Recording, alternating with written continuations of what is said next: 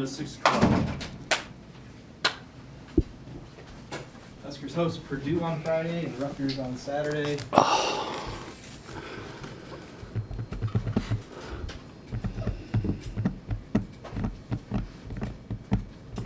Are you ready?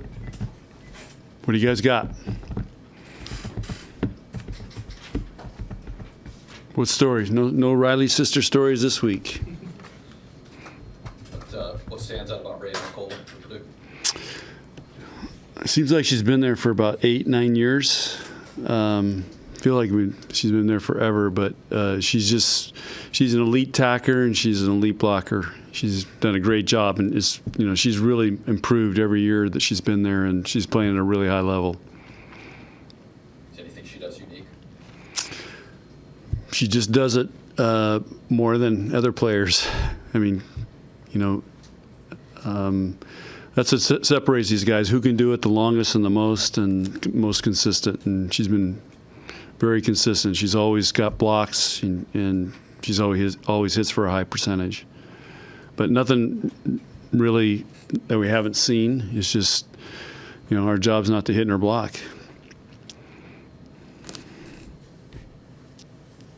Coach, what can you say about what you've seen from Layla and how she stepped up in the last couple of matches? She's done a great job. She had another great practice today, and she's the best thing is she's a great teammate. She knows our team needs her right now, and she's embraced that opportunity, and she brings great energy. And we talk about if you're not starting, you're a game changer, and she's obviously come in and been a game changer.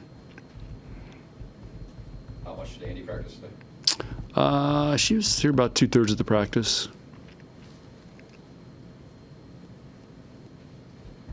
Does your preparation change knowing you have a back-to-back this weekend?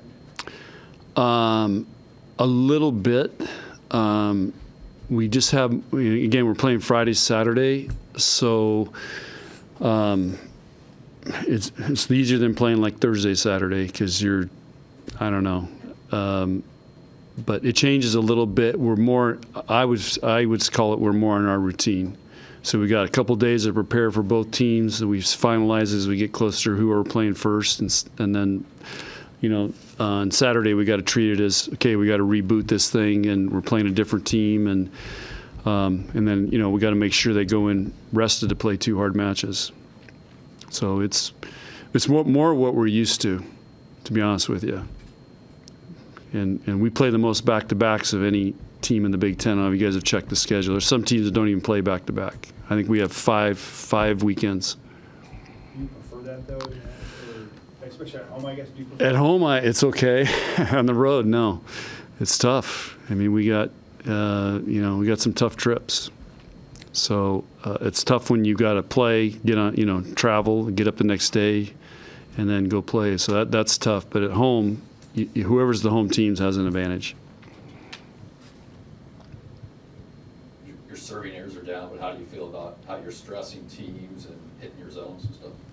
I think really good. I mean, they've been really locked in serving, and we're stressing teams. We're mixing up tempos. We're hitting locations. So, serving's night to night, day to day, minute to minute. But we've challenged them to become a better serving team, and I think they've embraced that. But I'm sure every coach is saying the same thing. We need to be a better serving team. But I just see a sense of pride in when they go back there to serve. There's a sense of pride, and it's just not like, oh, I hope I get it in. I'm going to go score a point for our team. I just feel like that's our mindset right now. How do you decide between Olivia and Lindsay when they're rotating who's going to serve? Whoever's had the best serving practices. So, yeah, I watch close in practice when we're serving, especially game day, who looks like they've got it and is on fire. As we say, who's thumping it? Is there a player that sets the tone for your serving and carries on to the other players? How important it is? No, it's a team thing. I probably set the tone more than anybody. But, you know, it's, you know, we're doing a couple new things to make them be more aware. That Jordan actually had a couple great suggestions that they did when she in the USA program. So I think some of that's really helped. So, so we're doing some things a little bit different than what we've always done. So you got to give Jordan some credit for that, because I think it's really paid off.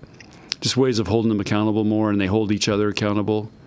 So it's nothing you guys would see watching practice. It's just they're back there talking and kind of keeping track. You've talked before about how when the team is missing serves, that can kind of spiral and Yeah. they can pile. Is the opposite of that true when you're getting serves in and not missing serves? Is that true? I think it's just like basketball. So a couple dudes come down and hit 3-pointers. All of a sudden, everybody's on fire. We go 0 for 7 shooting 3-pointers. You know, we can't. I mean, nobody can hit anything. You know, it's just like same thing. It's a momentum thing. Yeah. How do you evaluate the level that Merritt's been playing at recently? Well, I think she's getting close back to being where, you know, first team All-American level, and you know, and she's doing it with everything. I mean, she's doing it serving, blocking, defense, attacking. So I've seen her hit some really big time shots last few weeks, which is really good to see. And we've been working on attack a lot, and that's when we see it pay off. Final questions? What would your satisfaction level be with how this team's been able to play, not accounting for who's on the other side of the net, but playing their own game and playing up to their strengths? They've been doing a great job. They're have done a really good job of. I mean, we learned some lessons at SMU, UCLA. I mean, we just don't want to go back to there where we're giving up runs like that. So they're taking a lot of pride in we're not going to give up more than a 1 or 2 point run, and we're trying to get runs. So I mean, that's a lot of what volleyball is about. Who can get a couple runs? And I just think they're very determined. We learned some hard lessons, you know, and it's no fun when you play like that. You know, it feels helpless, and so I think those have been some great learning experiences for us. And then when it gets tough, we kind of know, and we're working on how to get out of it, and people stepping up. Is there a special assignment for the practice guys to give a look at what Hudson and Chicoine can do across the net? I mean, those guys. I mean, everybody's got hitters that are like those guys, but you know, they're moving around. They're good. They have front row, back row. Their mission right now is Colvin serve. So I don't know if you saw the Minnesota match, but so we're repping that. All right. Okay, guys, thanks. Which are the players finished, or you need? Now I'm going to get married. Okay. Thanks, Coach. The queen today.